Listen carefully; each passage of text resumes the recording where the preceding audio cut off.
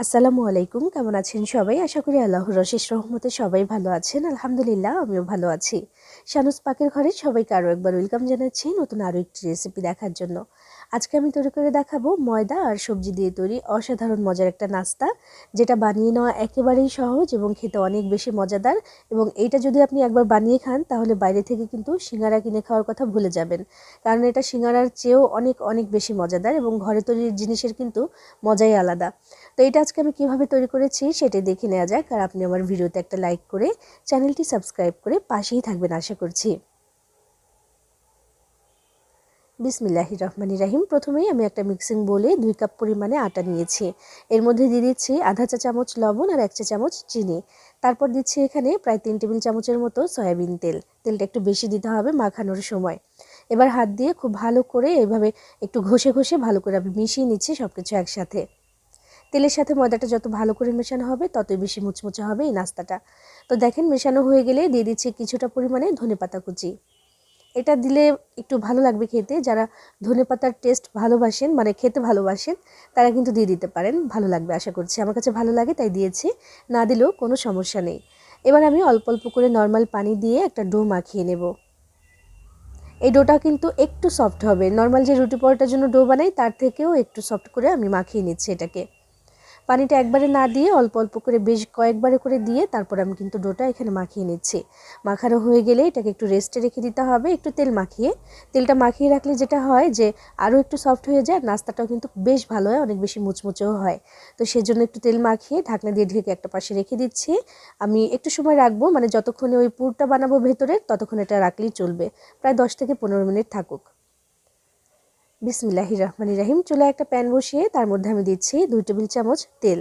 এবার তেলটা যখন একটু গরম হয়ে যাবে তখন আমি আধা কাপ পরিমাণে পেঁয়াজ কুচি দিলাম। এবার এই পেঁয়াজটাকে ভেজে নিতে হবে একটু লাল লাল করে। এই যে একটা পুর বানাবো, খুবই সাধারণ একটা পুর, তবে এইভাবে বানালে খেতে অনেক অনেক অনেক বেশি মজাদার হয়। আর এই ধরনের নাস্তার মধ্যে এমন একটু ঝাল ঝাল পুর দিলে কিন্তু অনেক বেশি ভালো লাগে খেতে। দেখেন, আমি পেঁয়াজটাকে একটু লাল লাল করে ভেজে নিয়েছি। এবার এইখানে দিচ্ছি আমি সবজি। যে কোনো সবজি নিজের পছন্দ অনুযায়ী দিয়ে দিতে পারবেন। আমি এখানে 1 কাপ পরিমাণে ফুলকপি দিয়ে দিলাম, একদম ছোট করে কেটে রেখেছি। 1 কাপ পরিমাণে গাজর দিয়ে দিয়েছি, আর দিয়েছি পেঁয়াজ কলি, সেটাও 1 কাপ পরিমাণে। তো এই সব কিছু আমি দিয়ে দিলাম। আর এগুলো কিন্তু একটু ছোট করে দিয়েছি, যেন মানে পুরের মধ্যে একটু ছোট করে দিলেই ভালো হয় আর সেদ্ধটাও তাড়াতাড়ি হবে। আর দিয়েছি আমি এখানে 1 টেবিল চামচের মতো কাঁচা পাকা মরিচ কুচি করে দিয়েছি এটা।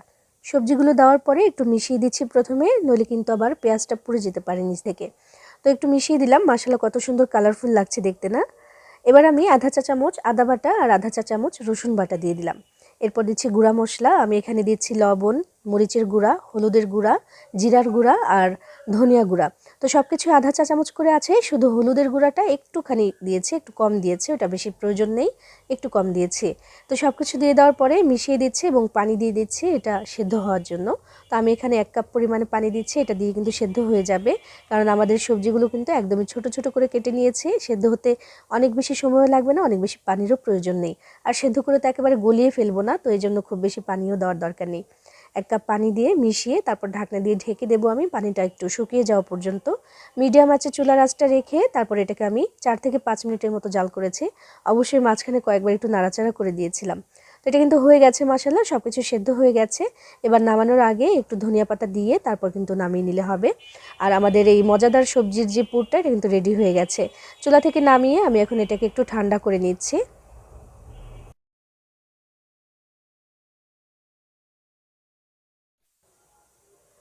এদিকে ময়দাটা মাখিয়ে রেখেছিলাম, 10 মিনিটের মতো হয়েছে। তো এর মধ্যে কিন্তু এটা সেট হয়ে গেছে, আরও একটু নরম তুলতুলে হয়ে গেছে দেখেন। তাই একবার একটু ময়াম করে নিচ্ছি, এতে করে অনেক বেশি মসৃণ হয়, সুন্দর হয়। তো এটাকে সুন্দর করে একটু ময়াম করে নেওয়ার পরে বা আরও একবার একটু মাখিয়ে নেওয়ার পরে আমি ছোট ছোট করে লেচি কেটে নেব এখন। লেচিটা খুব বেশি বড় করছি না, ছোট ছোট করে করব, তার কারণ এক একটা রুটি বেলবো এই ছোট লেচিগুলো দিয়ে, আর এক একটা নাস্তা হবে। সমান ভাগে আমি 10 ভাগে ভাগ করে নিয়েছি। তো এবার এগুলোকে প্যারার শেপ দিয়ে তারপর রুটি বেলে নাস্তাটা আমি তৈরি করে দেখাবো। তো একটা প্যারা বানিয়ে নিলাম আমি। এবার এটাকে বেলে নিতে হবে, আমি একটু ময়দা ছিটিয়ে তারপর এটাকে বেলে নিচ্ছি। এই রুটিটা কিন্তু অনেক পাতলার দরকার নেই, নর্মাল যে রুটি আমরা যেমন বেলি তেমন করে একটা রুটি বেলবো। আর যেহেতু লেচিটা ছোট, তাই এটা কিন্তু একটু ছোটই হবে, অনেক বেশি বড় না। নাস্তাগুলো কিন্তু এই ছোট্ট একটা রুটি দিয়ে বেশ সুন্দর হবে, মানে মাঝারি সাইজের একটা রুটি হয়েছে, নর্মাল সাইজ থেকে একটু ছোট। তো দেখেন এই যে এটার পুরুত্বটা এমন রেখেছি।